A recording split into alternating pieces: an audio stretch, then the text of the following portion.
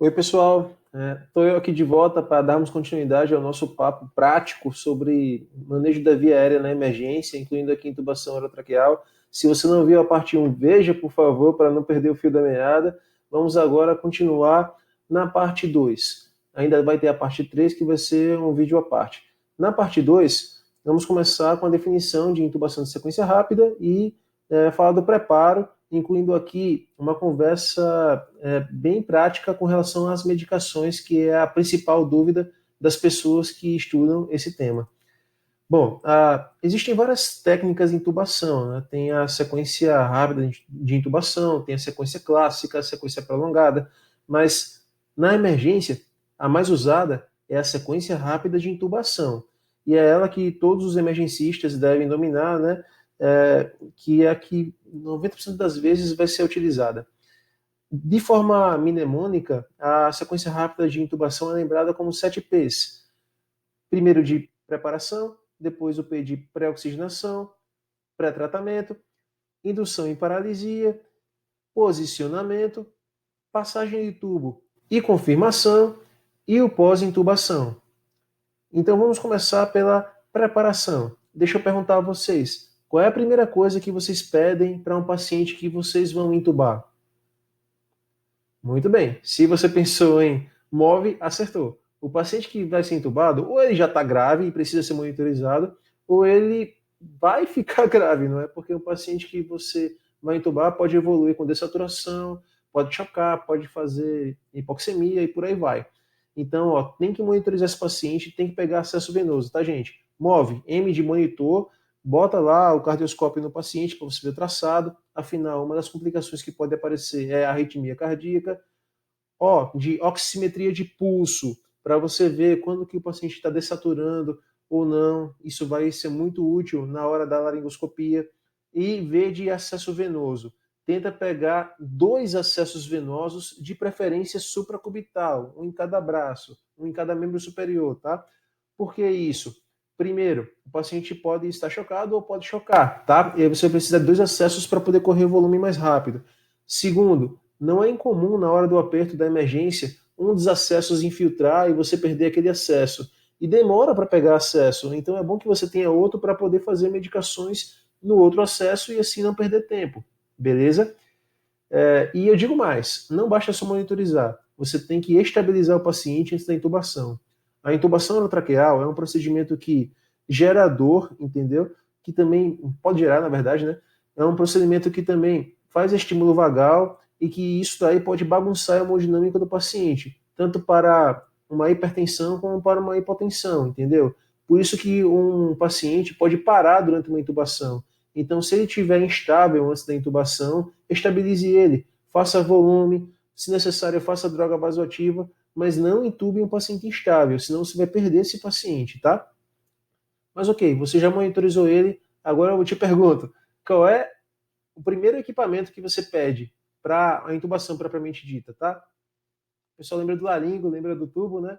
Mas o primeiro que você deve lembrar, na verdade, é o AMBU, é o dispositivo bolsa válvula máscara.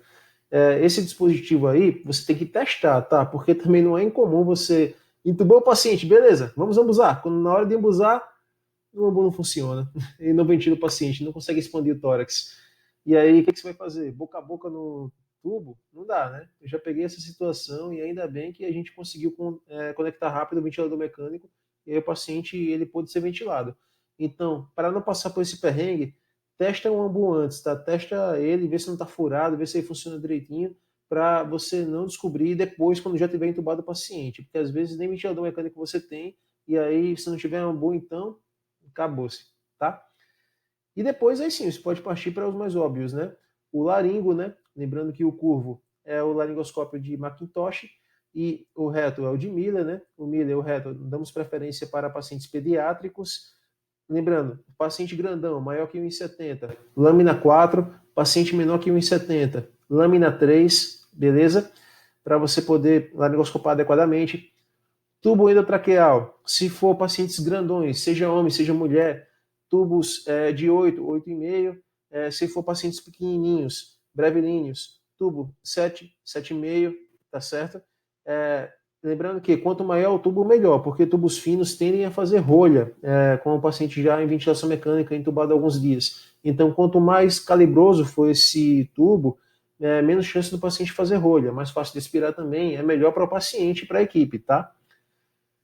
Aspirador, minha gente, você só vai descobrir se tem secreção ou não na via aérea na hora da laringoscopia.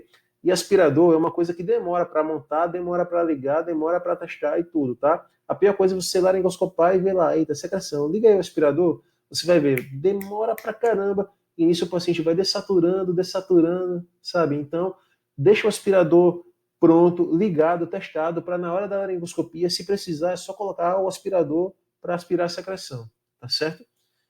E ventilador, naturalmente, né? A não ser que você queira ficar revezando com alguém, ambusando o paciente, né? Até você transferir ele.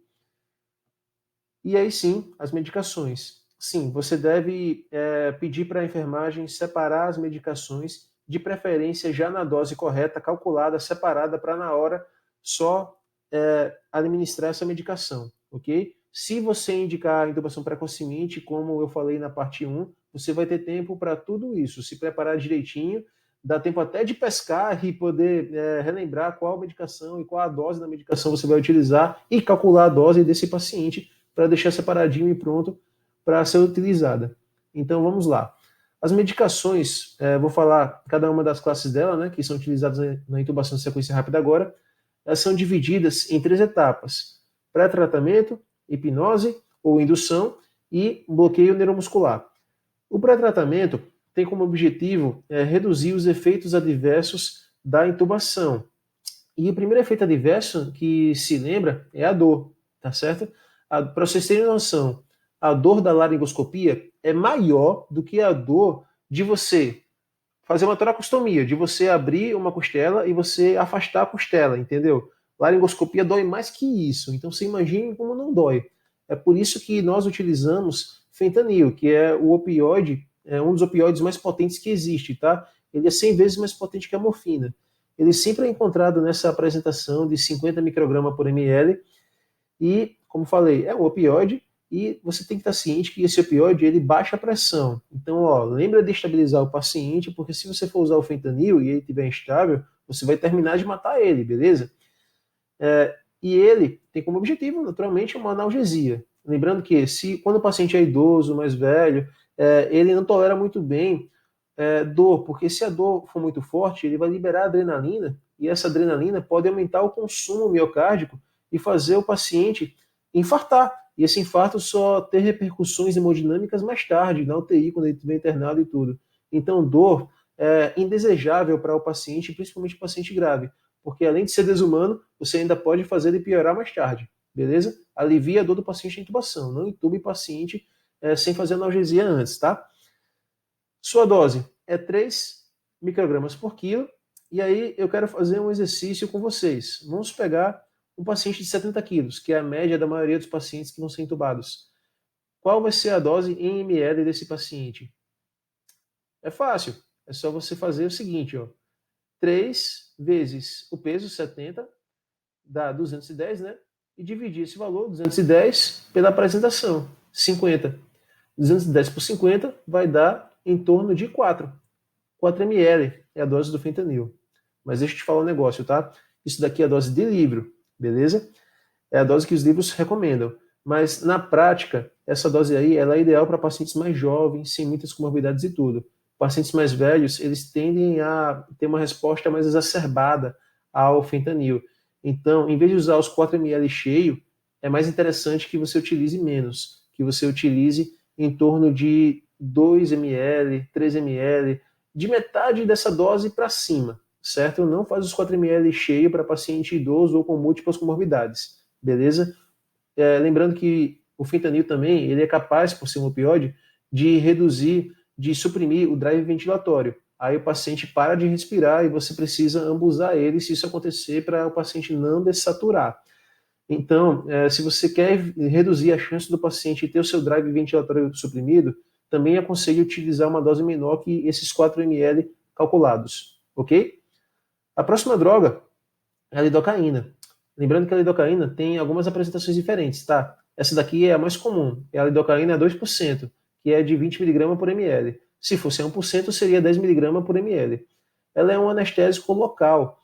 E, por ser anestésico local, ela até tem um efeito analgésico, mas nem de longe se compara à analgesia do fentanil. A sua maior utilidade na intubação de sequência rápida é o efeito broncodilatador que ela pode provocar e também o efeito dela de reduzir um pouco a hiperreatividade da via aérea, para quando você fazer a laringoscopia, ter menos chance do paciente regurgitar ou broncoaspirar, ou mesmo regurgitar, e consequentemente broncoaspirar. A dose descrita na literatura para ela é de 1,5 miligrama por quilo. Então vamos fazer de novo. 1,5 vezes 70 dividido por 20. Dá em torno de 5 ml. E aqui vai uma dica minha, tá? Isso aqui é bem pessoal, tá? Apesar de no livro ser descrito lidocaína, na minha prática e na prática de muita gente que eu conheço, ela é uma droga dispensável. Eu aconselho a não utilizar porque ela não traz tanto benefício assim e se torna só mais uma seringa para você utilizar que pode confundir e na hora você aplicar a seringa errada, certo? Na situação de emergência, gente, tudo pode acontecer. Então, quanto menos você complicar, né, quanto menos medicação você lançar a mão nessa hora, melhor, tá certo? E assim se encerra o pré-tratamento.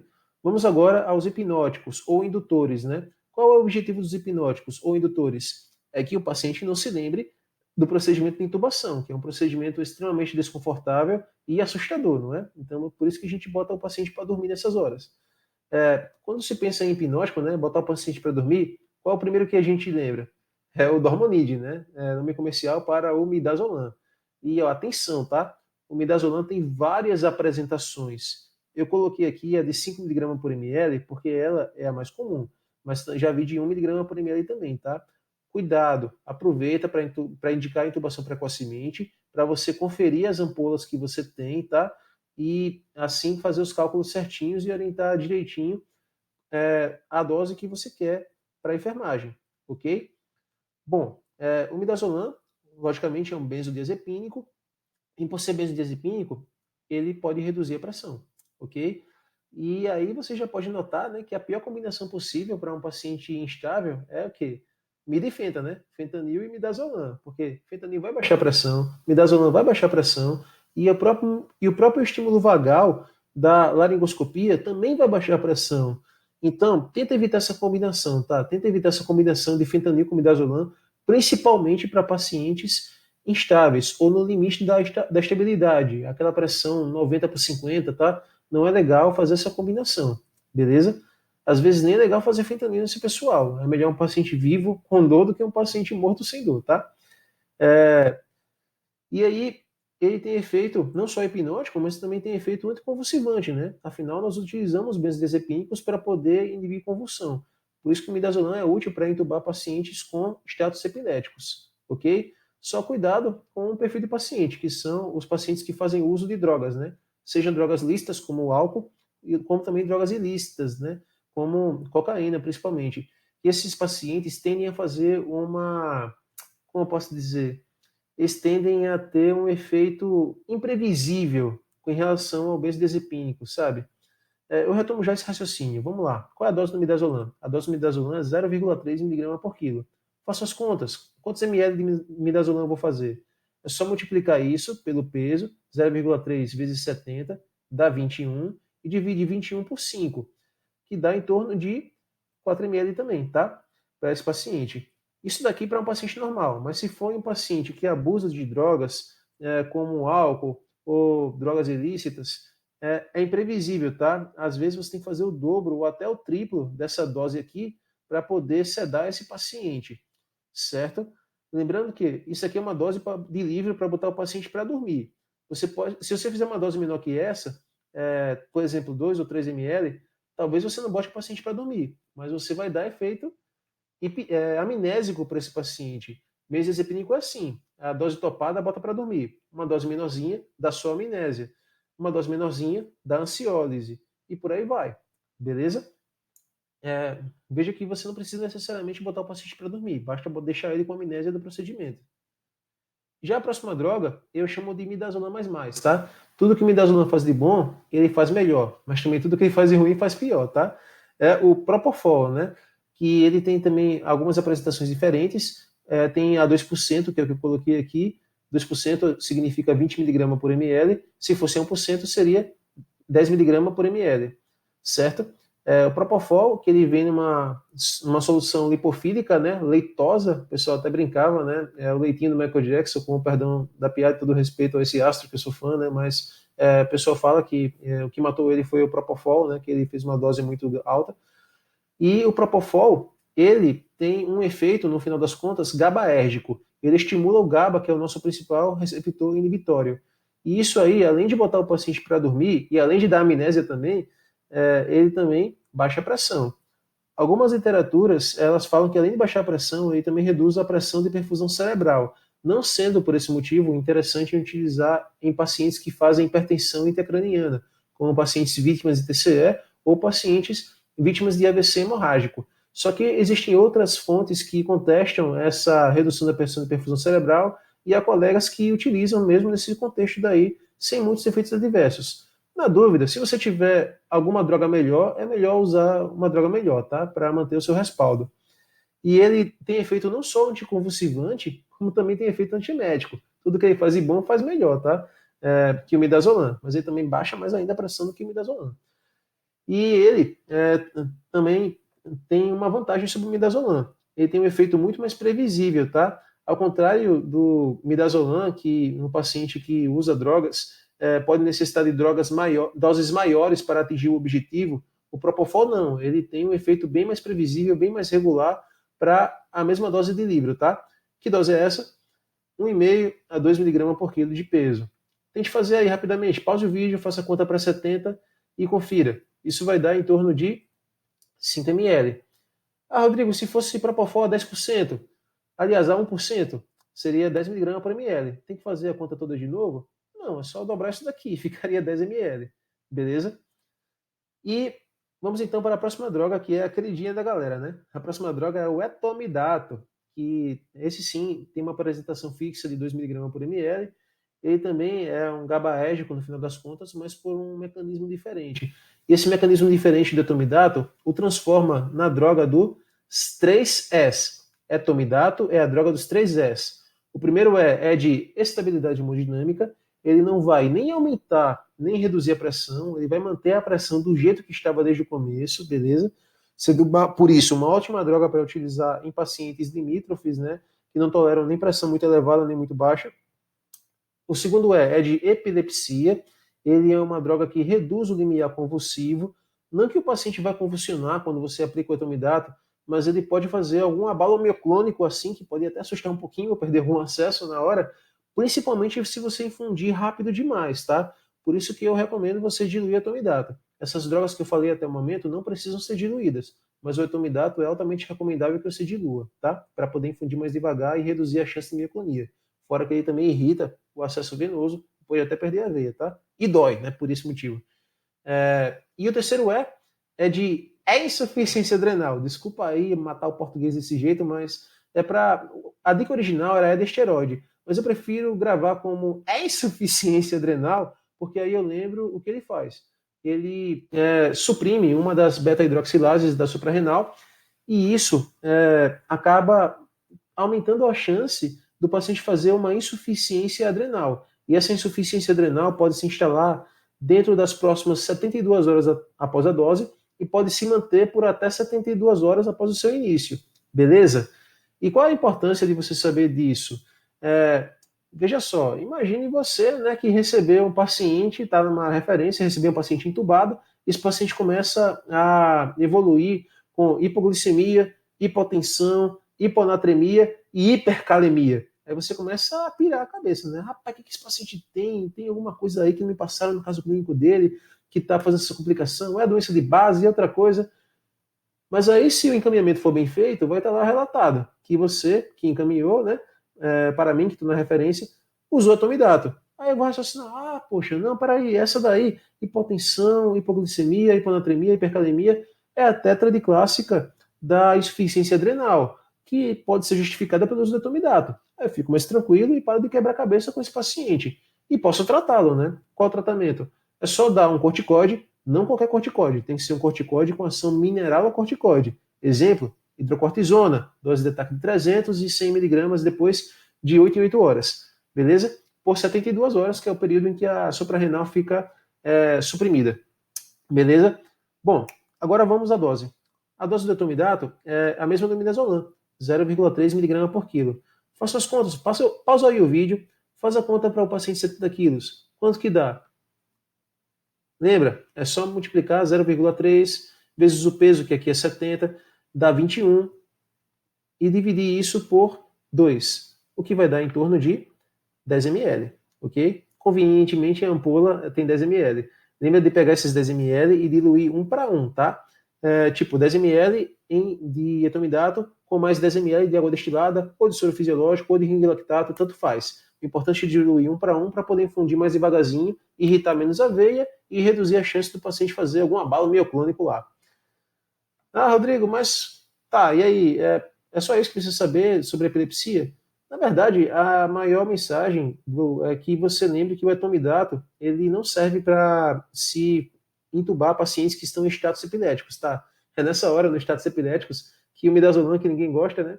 Ele tem efeito superior ao etomidato, né? E o propofol nem se fala, não é isso? Bom, e agora vamos para a quarta droga, né? Que eu tenho que confessar, é a minha favorita, é a ketamina.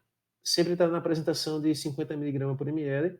Ela, no final das contas, tem um efeito antiglutamato, né? Ela inibe nosso principal neurotransmissor excitatório e ela tem uma série de efeitos que tornam o seu uso muito interessante no contexto da intubação de sequência rápida.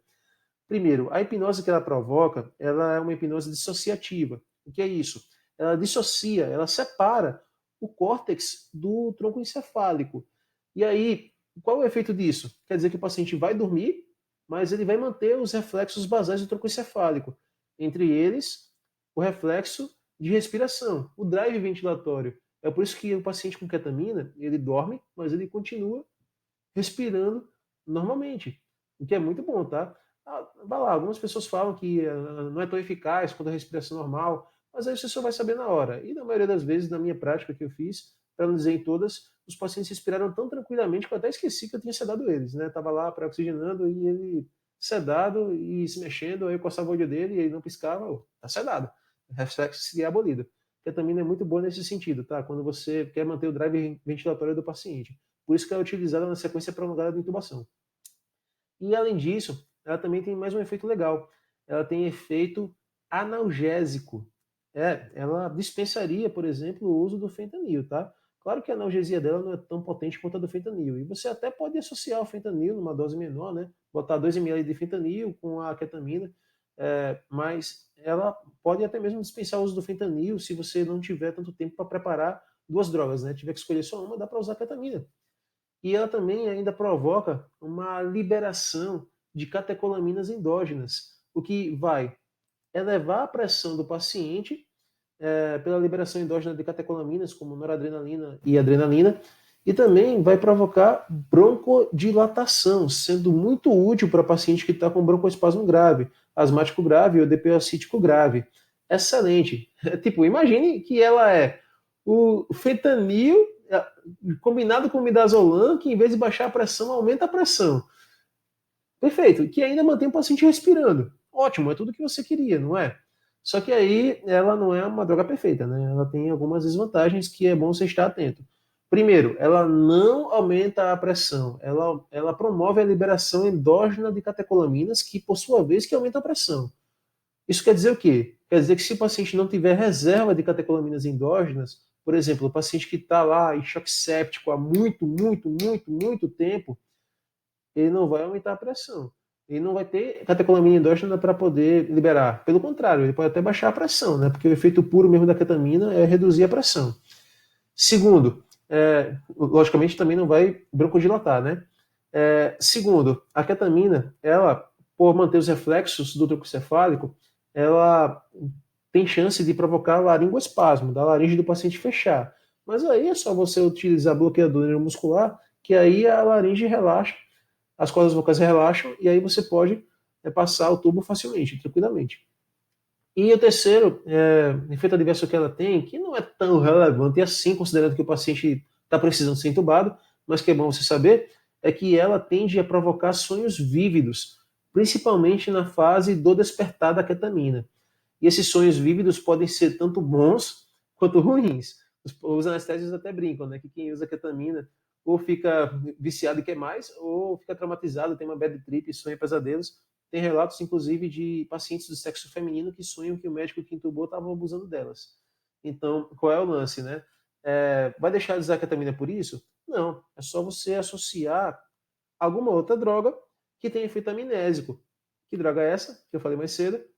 Midazolam, né? Você pode usar uma dose baixa do midazolam, uma dose menorzinha, para ter um efeito amnésico. Ou o propofol também, né? Tem até uma combinação famosa que é o ketofol. E, e lembrando que, se você está entubando um paciente, geralmente depois de entubar você liga uma sedação contínua, né? Em bomba de infusão. Então pensa, se logo após entubar você vai deixar o paciente sedado em bomba de infusão com fentanil e midazolam, ele vai ter efeito amnésico, né? Você não precisa associar na hora que está induzindo. Dá para deixar para fazer só depois, quando for fazer a sedação contínua do paciente, já que a ketamina, o efeito dela demora uns 10 minutos, né? Dá tempo de você entubar em 10 minutos e ligar a sedação depois. Qual é a sua dose então? 1 a 2 miligramas por quilo de peso. Tente aí fazer as contas para um paciente de 70 quilos. Pausa aí o vídeo, raciocina um pouquinho e você vai ver que essa dose em ml será de 2 ml. Tem ampolas de 2 ml. Ah, legal, vou gravar então uma ampola para a maioria dos pacientes. Não faz isso porque eu já vi ampola de 10 ml. Então você ia dar uma dose cavalada de ketamina. Não grava assim. Tenta calcular, se prepara, a preparação está aí para isso. Indique a intubação precoce para dar tempo de você se preparar. E agora vamos entrar nos bloqueios neuromusculares. Vejam só, de todas as medicações que eu falei até agora, na verdade, nenhuma delas facilita o procedimento, entendeu? Tudo que eu estou fazendo até agora é mais para dar conforto para o paciente. Claro que pode ajudar, né? A ketamina pode dar um broncodilatação que facilita a ventilação do paciente. Mas a única droga, o que eu quero dizer é o seguinte, que a única classe de drogas que realmente vai facilitar o procedimento, vai facilitar a laringoscopia, no sentido de deixar o paciente relaxado para você laringoscopar, a droga que vai evitar dele vomitar quando você for fazer a laringoscopia, né, o estímulo vagal nele, da laringoscopia, é o bloqueador neuromuscular. Em outras palavras, né, se eu quisesse entubar você, meu amigo, que está me assistindo, e se eu usasse bloqueador neuromuscular, a minha intubação ia ser maravilhosa. Você ia se sentir dor, você ia lembrar, você ia me odiar, mas eu ia entubar tranquilamente, entendeu? Então a única droga que realmente facilita a intubação é o bloqueio neuromuscular. Então, gente, não tenham medo de usar bloqueio neuromuscular. Ele vai te ajudar, é a pedra angular da intubação, tá? Tem vários, mas na emergência, vamos para facilitar, existem os adespolarizantes, como o rocurônio, e os despolarizantes, como a succinilcolina. O rocurônio, ele na emergência não é tão útil. Por quê? Porque, primeiro, a sua apresentação é em forma de líquido e ele precisa estar refrigerado. Tem que tirar da geladeira e se demorar demais e ele esquentar, a droga começa a perder efeito. E aí, fora que ela, por ser despolarizante, você não tem nenhum sinal que te mostre que o paciente está bloqueado. Você tem que esperar mais ou menos 1 a 2 minutos e ir cutucando o paciente, né, para ver se ele está realmente mole ou não, para você poder fazer a laringoscopia. A succinilcolina não. Por ser um bloqueador despolarizante, primeiro ela reage provocando umas fasciculações para depois ela bloquear. Então fica fácil. Quando você faz a succinilcolina, você vê o paciente fascicular e aí quando parar de fascicular, você tem certeza que o paciente está bloqueado. O rocurônio não te dá esse parâmetro. E outra coisa, a succinilcolina, ela é um pó. É bem parecido com a hidrocortisona, tá? É um pó que você vai diluir na hora, tá? Ela normalmente é uma ampola com 100 miligramas, tem outras ampolas, mas a mais comum, ela tem 100 miligramas. E aí você vai pegar 10 ml de água destilada, ou soro fisiológico, ou ring lactato, e vai diluir esse pozinho e vai então ter uma solução, né? 100 em 10 vai ficar 10 miligramas por ml, para que você possa aplicar no seu paciente. E você vai usar a succinilcolina sempre, exceto em algumas raras contraindicações. Então, tenta gravar as contraindicações da succinilcolina. E se você não gravar, não se preocupa. Eu repito, se você indicou intubação precoce, você tem tempo de dar uma cola, né, pescar aí algum aplicativo médico e tal, alguma contraindicação.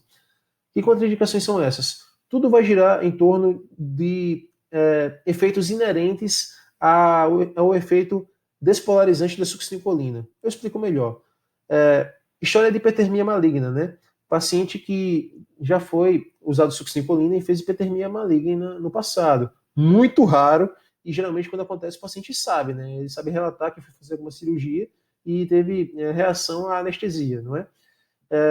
O que é essa hipertermia maligna? Durante a fase da fasciculação, da contração muscular generalizada, essa contração produz calor demais, o que pode meio que gerar uma temperatura muito alta a ponto de desnaturar proteínas do paciente, beleza? Isso é hipertermia maligna e tem antídoto, dantrolene, beleza?